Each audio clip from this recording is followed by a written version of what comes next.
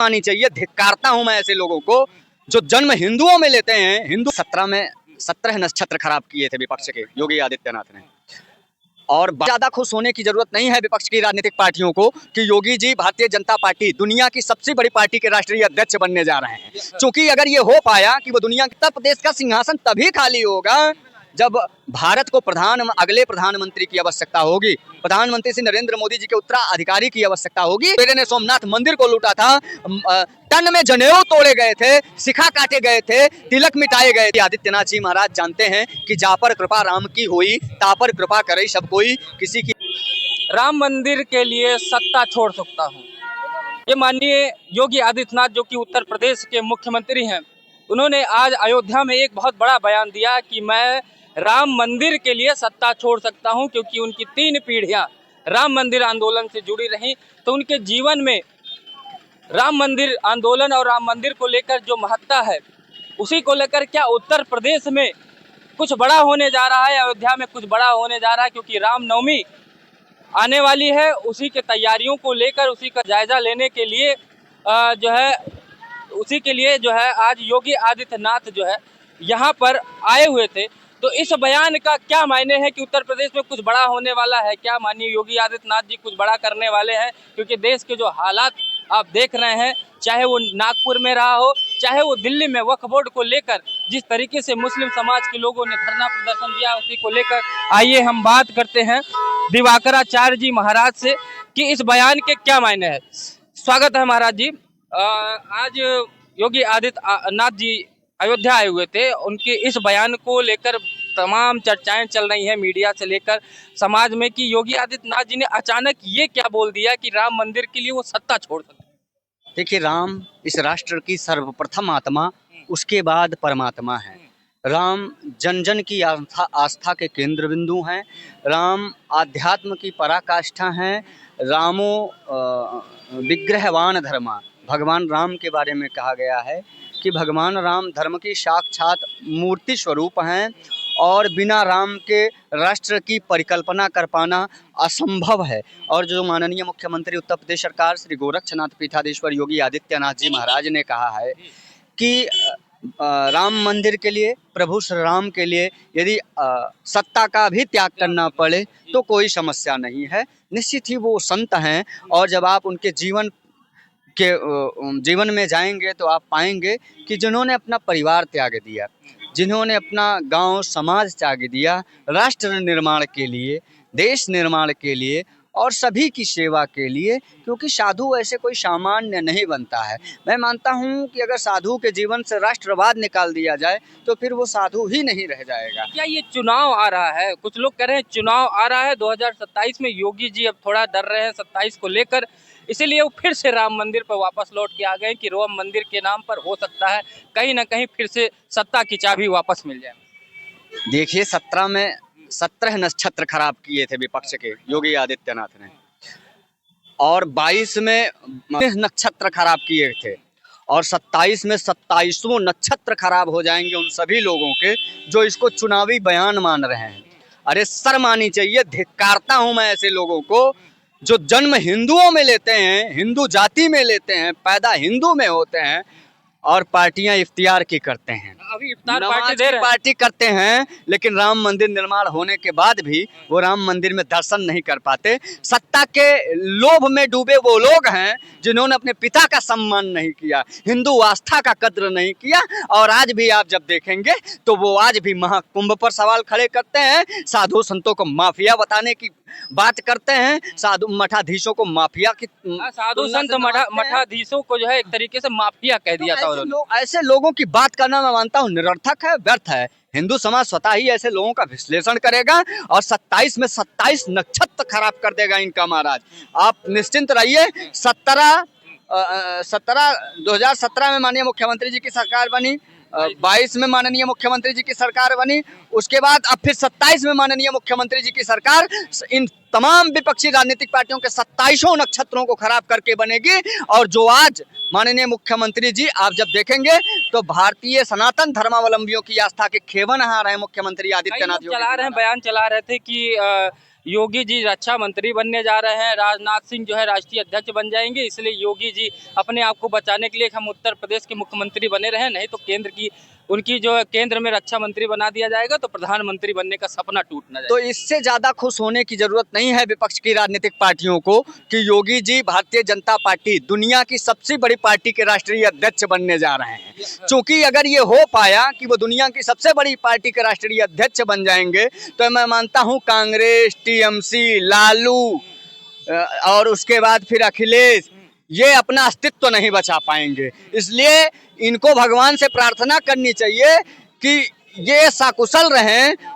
उससे अच्छा है कि उत्तर प्रदेश के मुख्यमंत्री योगी आदित्यनाथ जी महाराज ही रहें। और मैं मानता हूं कि उत्तर प्रदेश का सिंहासन तभी खाली होगा जब भारत को अगले प्रधानमंत्री की आवश्यकता होगी, प्रधानमंत्री श्री नरेंद्र मोदी जी के उत्तराधिकारी की आवश्यकता होगी, तब उत्तर प्रदेश माननीय मुख्यमंत्री आदित्यनाथ योगी जी महाराज जी को उत्तर प्रदेश से प्रेषित करेगी देश के बागडोर कमान को सवाल पूछा गया था एक बार मीडिया चैनल में, उनसे पूछा गया कि क्या आप मोदी जी के उत्तराधिकारी हैं, तो उन्होंने कहा नहीं, मैं अपने मठ का उत्तराधिकारी हूँ, मोदी मतलब पद की लालसा को नहीं माना।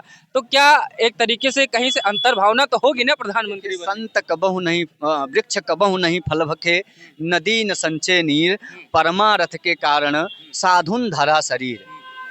जो व्यक्ति अपने परिवार में कोई उत्तराधिकार नहीं लिया उसे किसी सत्ता का लोभ, लालच, मोह माया नहीं है, किसी पद और प्रतिष्ठा की आवश्यकता नहीं है। साधु, बैरागी, सन्यासी ये अपना सर्वस्व त्याग कर राष्ट्र निर्माण में आते हैं, प्रभु राम की भक्ति के लिए आते हैं। और मुख्यमंत्री जी इसके सर्वोत्तम उदाहरण हैं। उन्होंने अपने कार्यशैली के माध्यम से देश ही नहीं बल्कि विदेशों में भी लोगों को प्रभावित किया है। और आज जो मुख्यमंत्री जी अयोध्या में राम नवमी की व्यवस्थाओं का निरीक्षण करने पहुंचे थे और उसके उपरांत उन्होंने जो बयान दिया है कि राम के लिए, राम मंदिर के लिए यदि सत्ता का भी त्याग करना पड़े तो इसमें कोई समस्या नहीं है। आप देखेंगे तो साधु संतों ने निरंतर राम मंदिर आंदोलन में अपनी प्रथम भूमिका निभाई है और उसमें गोरक्षनाथ पीठ तो कभी अछूता रहा ही नहीं है। इसी को लेकर विपक्ष कह रहा है कि गुरु थे दिग्विजय नाथ जी महाराज, उसके बाद अवैधनाथ जी महाराज और उसके बाद योगी आदित्यनाथ जी महाराज स्वतः ही जिस प्रकार से राम मंदिर आंदोलन से जुड़ा और न सिर्फ उसको क्रियान्वित किया, क्रियाशील किया, बल्कि क्रियान्वित करने का काम किया है, उसी सेवा के प्रतिफल स्वरूप ही आप जब देखेंगे तो वो दूसरी बार भारी बहुमत से उत्तर प्रदेश की जनता ने उन्हें जिताने का काम किया है। और उन तमाम लोगों को जो अयोध्या को राजनीतिक ध्रुवीकरण और तुष्टीकरण का शिकार बनाते थे, जो ये मानते थे कि सनातन धर्मावलंबियों की सेवा करना अर्थात अपना वोट काटना है, मजहबियों के वोट को यदि साधना है तो अपने ही धर्म को अपमानित करवाना है, अपने ही सनातनी भाई बहनों के अंदर फूट डालने का काम करना है। सियासत यानी सिया और सुन्नियों को जोड़ना है, लेकिन हिंदुओं को जातिवाद के नाम पर जातीय समीकरण के दृष्टि से चश्मे से लगाकर जातीय जनगणना करवाना, हाँ, जातीय जनगणना कराकर फूट डालना, डिवाइड एंड रूल की ये जो मिशनरी वाला काम चल रहा है, कहीं ना कहीं ये मनसा, ये उद्देश्य था, ये जो मिथक था इन लोगों का, इन सारे लोगों के जो है स्वप्न पर पानी फेरने का काम। साधु को सत्ता का क्या लालच, उनको तो अपने घर मठ में, जैसे 2022 में मठ में भेज रहे थे कि योगी जी मठ में चले जाएंगे और ओवैसी कहते और मोदी जी पहाड़ों में चले जाएंगे, तो वैसे ही कह रहे हैं 27 में अब योगी जी बहुत हो गया, अब जनता उब गई है, अब मंदिर मस्जिद नहीं चलेगा, विकास करके दिखाइए। देखिए, योगी जी मठ में ही रहते हैं, योगी जी कहीं बाहर नहीं रहते हैं। योगी जी ने मठ मंदिरों के निर्माण के लिए ही काम किया है। उत्तर प्रदेश के माननीय मुख्यमंत्री योगी आदित्यनाथ जी महाराज जी के नेतृत्व में आप संभल में देखिए तो आज कितने मंदिरों को खुलवा कर वहाँ पुनः जो स्वतंत्रता का वातावरण होता है उसको अपने शासन प्रशासन के नेतृत्व में किस प्रकार से संचालित करवाया है। और का मेला नहीं लगने देना, वहाँ घंटियां बजाई जा रही, नेजा मेला संपूर्ण रूप से प्रतिबंधित किया जाना चाहिए। मैं सरकार से मांग करता हूँ कि सालार के नाम पर, गाजी सालार के नाम पर यदि कहीं भी मेले होते हैं तो ये मैं मानता हूँ भारत की स्वतंत्रता का अपमान है, स्वतंत्रता सेनानियों का अपमान है। जिस बर्बर डकैत लुटेरे ने सोमनाथ मंदिर को लूटा था, तन में जनेऊ तोड़े गए थे, शिखा काटे गए थे, तिलक मिटाए गए थे, कलावा उतारे गए थे, हिंदुओं को मुसलमान बनाने का काम किया गया था। ऐसे गाजी सलार के नाम पर अगर मेले आयोजित किए जाएंगे, वो चाहे उत्तर प्रदेश हो या देश 27 देश का कोई एक भी राज्य हो, तो ये हिंदुओं के लिए शर्म की बात है और स्वतंत्रता सेनानियों के लिए शर्म की बात है। मैं मानता हूं इसे संपूर्ण रूप से प्रतिबंधित किया जाना चाहिए। ये औरंगजेब की भूमि नहीं है, ये बाबर की भूमि नहीं है। औरंगजेब की बात कर ली, अभी देखिए नागपुर में कितनी बड़ी हिंसा हो गई औरंगजेब के कब्र को लेकर। कह रहे हैं कि औरंगजेब की बातों को क्यों उठाना, कुछ लोग उनको आदर्श बता रहे हैं अपना, कि वो आदर्श है, हमारे नायक रहे हैं उनके, और हिंदू धर्म कह रहा नहीं है, हमारे विध्वंसक रहे हैं, सबसे बड़ा क्रूर अगर रहा है तो औरंगजेब रहा। जिस प्रकार से औरंगजेब के समर्थक अचानक से निकल के आए हैं, मैं पूरा तत्व विभाग से मांग करता हूं कि औरंगजेब की कब्र को खोदकर उसकी अस्थियों का निरीक्षण किया जाए कि वास्तव में ये औरंगजेब ही है या ये जो लोग शांति दूत बता रहे हैं इनके बाप दादा वहां दफना दिए गए हैं।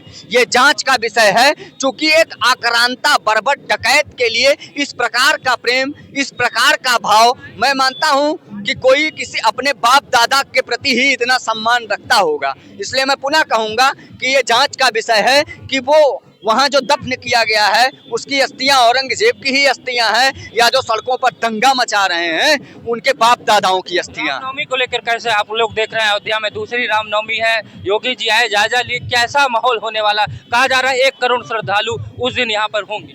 देखिए, युगों से मनाया जा रहा है, चैत्र शुक्ल मास नवमी तिथि को भगवान श्री राम लला का प्राकट्य उत्सव अयोध्या में रामनवमी के रूप में मनाया जाता है और यह 30 तारीख से स्टार्ट होकर 6 तारीख तक मनाया जाएगा। तो मैं मानता हूं कि माननीय मुख्यमंत्री जी के नेतृत्व में इसको किस प्रकार से दिव्य और भव्य बनाया जाए।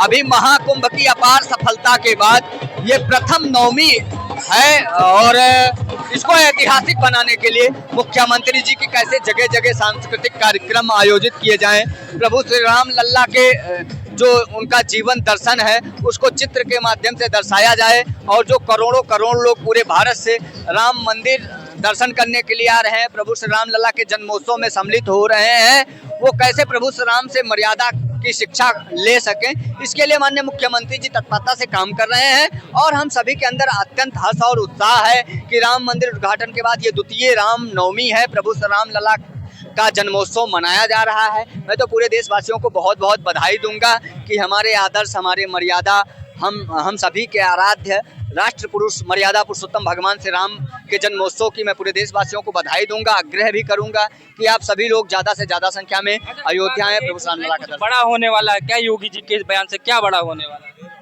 नहीं, बड़ा हो चुका है। राम राज्य बैठे त्रैलोका, हर्षित भये गए सब शोका। योगी आदित्यनाथ जी महाराज जानते हैं कि जा पर कृपा राम की होई, ता पर कृपा करे सब कोई।